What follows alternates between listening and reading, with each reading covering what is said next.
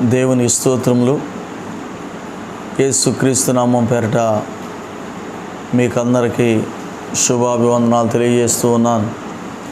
ఈ ఉదయకాలం మందు పరిశుద్ధ గ్రంథము నుండి అపోస్తుడైనటువంటి పౌలు గారు రాసినటువంటి పత్రిక హెబ్రీయులకి సార్వత్రిక సంఘానికి రాసినటువంటి మాటలని కొన్నిటిని మనం ధ్యానించుకుందాం.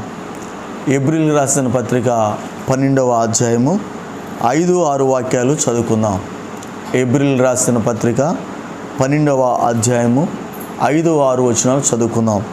నా కుమారుడా, ప్రభు చేయు శిక్షను తృణీకరించకము, ఆయన నిన్ను గద్దించినప్పుడు విసుకకుము. ప్రభువు తాను ప్రేమించిన వానిని శిక్షించి తాను స్వీకరించే ప్రతి కుమారుని దండించును అని కుమారులతో సంభాషించినట్లు మీతో సంభాషించు ఆయన హెచ్చరికను మరచితిరి. హల్లెలూయా. దేవుడు అంటున్నటువంటి మాట ఏమిటంటే, ఉదయకాలం ముందు ప్రభువు ఇచ్చేటువంటి ప్రతి శిక్షను కూడా ఎవరు కూడా తృణీకరించొద్దు అంటున్నాడు. రెండవదిగా, ప్రభు నిన్ను గద్దించినప్పుడు విసుకోవద్దు అంటున్నాడు.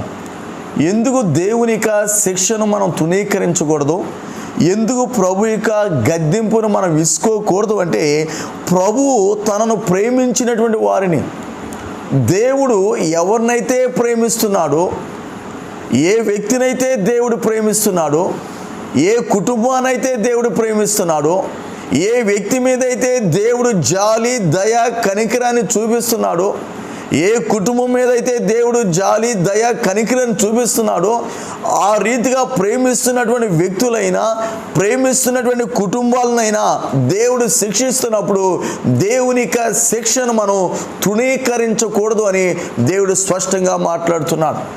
రెండవదిగా, దేవుడు మనల్ని గద్దించినప్పుడు, దేవుడు మన బిడ్డలనైనా మన కుటుంబాన్నైనా చిన్నవారినైనా పెద్దవారినైనా యవనస్తులైనా ఎవరినైనా దేవుడు గద్దించినప్పుడు దేవుడి యొక్క గద్దింపును మనం విసుకోకుండా స్వీకరించేటువంటి వ్యక్తులుగా ఉండాలని దేవుని వాక్యం సెలవిస్తుంది. అదే హెబ్రీయులకు రాసిన పత్రిక 12వ అధ్యాయం 7వ వాక్యంలో రాయబడింది, శిక్షా ఫలము పొందుటకై మీరు సహించుచున్నారు, దేవుడు కుమారులుగా మిమ్మల్ని చూచుచున్నాడు, తండ్రి శిక్షింపని కుమారుడు ఎవడు? దేవుని కుమారులుగానే దేవుడు మిమ్మల్ని చూస్తున్నాడు. దేవుని బిడ్డలుగానే దేవుడు తన స్వరక్తం ఇచ్చి సంపాదించుకున్నటువంటి బిడ్డలుగా, విలువ పెట్టి వెల చెల్లించినటువంటి బిడ్డలుగా దేవుడు మిమ్మల్ని చూస్తున్నాడు. కాబట్టి తండ్రి శిక్షింపనటువంటి కుమారుడు ఎవరున్నారు ఈ లోకంలో? ప్రతి తండ్రి కూడా తన బిడ్డలను శిక్షిస్తూనే ఉంటాడు, ప్రతి తండ్రి కూడా తన బిడ్డల్ని గద్దిస్తూనే ఉంటాడని దేవుని వాక్యంలో మనం చూస్తున్నాం. 9వ వాక్యంలో రాయబడింది, మరియు శరీర సంబంధులైన తండ్రులు మనకు శిక్షకులై ఉండిరి, వారి యందు భయభక్తులు కలిగి ఉంటుమి, అట్లయితే ఆత్మలకు తండ్రి అయిన వారికి మరి ఎక్కువగా లోబడి బ్రతకవలెను కదా. ఎంత మర్మాన్ని ఇక్కడ భక్తుడు తెలియపరుస్తున్నాడు. ప్రియ దైవ జనాంగమా, ఈ లోకంలో ఉన్నటువంటి తల్లిదండ్రులు వారు ఎవరంటే శరీర సంబంధులైన తండ్రులు అని రాయబడింది. ఇక్కడ శరీర సంబంధులైన తండ్రులు మనకి శిక్షకులై ఉన్నారు. వారి యందు మనం శరీర సంబంధమైన తండ్రి యందు భయభక్తులు కలిగి జీవిస్తున్నాం. అయితే ఈ లోకంలో ఆత్మ సంబంధమైన తండ్రి ఉన్నాడు, ఆత్మలకు తండ్రి అయినటువంటి గొప్ప దేవుడు ఉన్నాడు.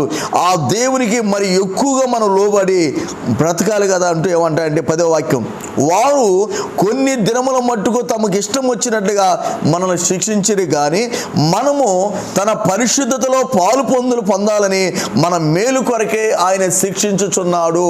హల్లెలూయా.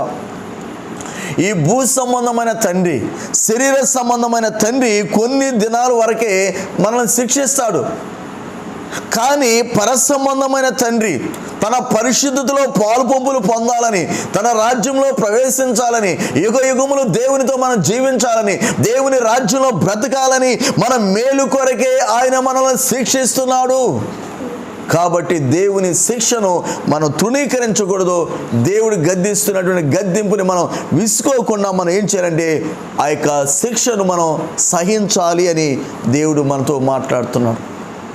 ఆ రీతిగా మనం జీవించినప్పుడు యుగ యుగములు కూడా దేవుని రాజ్యంలో దేవుని సన్నిధిలో మనం జీవించగలుగుతాం. తద్వారా ప్రభు మనం దీవించి ఆశీర్వదిస్తాడు. కాబట్టి ఈ లోకములో తండ్రి శిక్షించేటువంటి శిక్షను మనం తృణీకరించకుండా, తండ్రి గద్దించాడు, గద్దింపును మనం ఏం చేయకూడదని విసుకోకుండా ఈ లోకంలో ఓర్పు సహనం కలిగి ప్రతి శిక్షను కూడా మనం సహించాలని ప్రభు ధైర్యపరిచి బలపరిచి ఉన్నాడు. ప్రార్థన చేసుకుందాం. మహోన్నతుడైన దేవ, మీకు వందనాలు, స్తోత్రాలు తండ్రి. చెప్పబడిన వాక్యం నా హృదయం మా అందరి హృదయాల్లో నీరుకెట్టి ఫలింపు చేయమని ప్రార్థిస్తూ యేసు కార్యం కలిగిన నామములో అడిగి వేడుకొనుచున్నాం తండ్రి. ఆమేన్. మన తండ్రి అయిన దేవుని ప్రేమ, కుమారుడైన యేసుక్రీస్తు వారి కృప, పరిశుద్ధాత్మ దేవుని సహవాసం ఇప్పుడు ఎల్లప్పుడూ ఆయన రాడు పర్యంత మనకు వాక్యాన్ని వింటున్న మనందరికీ సదాకాలం తోడై నడిపించును గాక. ఆమేన్. Praise the Lord. ప్రభు మిమ్మల్ని అందరినీ కూడా దీవించి ఆశీర్వదించును గాక. ఆమేన్.